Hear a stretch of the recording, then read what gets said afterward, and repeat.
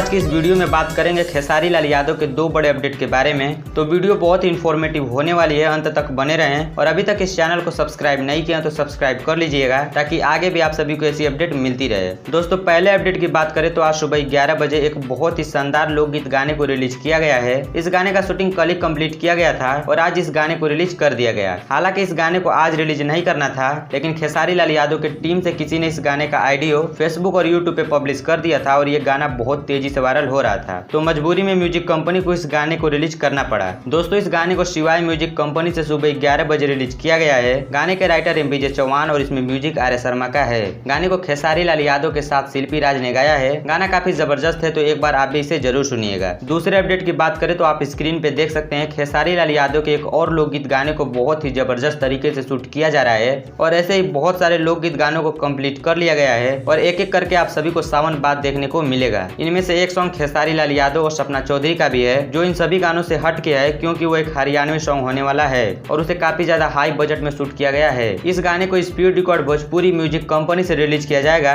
लेकिन इस गाने को कब रिलीज किया जाएगा इसके बारे में अभी तक कोई जानकारी नहीं दी गई है। तो इस वीडियो में बस इतना ही। वीडियो पसंद आया हो तो वीडियो को लाइक करिएगा। चैनल पे पहली बार है तो चैनल को सब्सक्राइब कर लीजिएगा ताकि आगे भी आप सभी को ऐसी अपडेट मिलती रहे।